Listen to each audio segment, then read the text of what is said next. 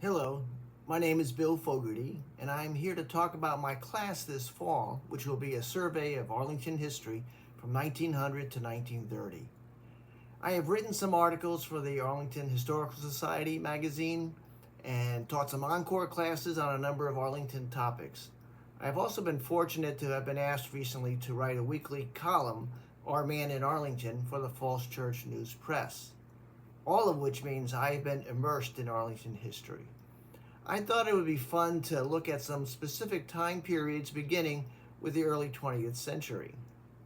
I will cover the big picture matters involving local politics, and I will describe the growth of the county from a 1900 farming community to the beginnings of suburban life in 1930. But I will also be providing a glimpse as to what it was like to live day by day in Arlington in those early days. There are some terrific resources in the Charlie Clark Center for Local History that I will be sharing, including articles and interviews with people who lived in Arlington in the early 20th century. For example, the wife of a doctor who started his practice around 1900, she wrote that his practice mainly consisted of house calls and that he traveled by horse and buggy to visit his patients. And when the roads were muddy, he just went on horseback.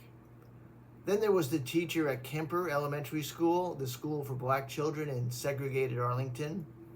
This teacher lived in D.C., and every morning he would walk across the Aqueduct Bridge from Georgetown into Arlington, and many school children would come out of their houses and walk with him as he made his way to the school in Green Valley. One woman in an interview recounted a dramatic story about an emergency appendectomy she needed as a young girl in Clarendon in 1913. Another person shared his memory of watching the Ku Klux Klan march past him in Arlington in the 1920s.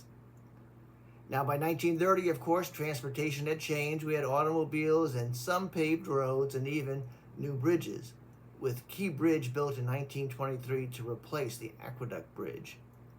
Many houses had telephones by then, and there was even an airport in Arlington. 1930 also brought us a controversial new governing structure that is still with us today. Much of this early history has shaped the Arlington of today. I am looking forward to sharing some of that history and engaging with you all as we embark on a journey of discovery about the many stories that are a part of our Arlington history. And in closing, I want to thank all the wonderful volunteers at Encore Learning for their work in creating such a terrific experience for all of us. They are amazing. Thank you. Look forward to seeing you.